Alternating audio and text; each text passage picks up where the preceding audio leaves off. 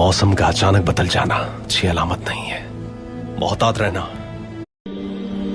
আমি আজকে ইমামতি করতেছি, আমার মহল্লায় 100টা পরিবারের মধ্যে 99টা পরিবার পরোক্ষ প্রত্যক্ষভাবে সুদের সাথে সম্পৃক্ত, এবং এই 99টা পরিবারের খাবারও খাচ্ছি, তাদের টাকা দিয়ে আমার সংসার চলতেছে। কিভাবে আমি হালাল খাচ্ছি আর কিভাবে আমার ইবাদত আল্লাহর কাছে কবুল হবে, আর আমার পিছনে যারা নামাজ পড়তেছে তাদের নামাজ কতটুকু গ্যারান্টি আমি দিচ্ছি আল্লাহর কাছে কবুল হবে? কারণ আমারটা নিজেরটাই তো কবুল হচ্ছে না, ওদেরটা কিভাবে কবুল হবে? এটাই হচ্ছে দাজ্জালি ফিতনা। আজকে মসজিদের ভিতরে আমি হারামের সাথে সম্পৃক্ত। আপনি জানেন ওই মসজিদ নির্মাণ হয়েছে কার টাকা দিয়ে, হারাম না হালাল টাকা দিয়ে? আপনি জানেন? আপনি জানেন না। যে মেম্বরে বসে কথা বলতেছি ওই মেম্বরটা হালাল না হারাম আপনি জানেন? জানেন না। পুঙ্খানুপুঙ্খভাবে পর্যবেক্ষণ করেন, প্রত্যেকটা বিষয়ে সুদ সম্পৃক্ত। প্রত্যেক লোক তার মায়ের সাথে জিনা করতেছে, প্রত্যেক লোক তার ভাইয়ের গুস্ত খাচ্ছে, প্রত্যেক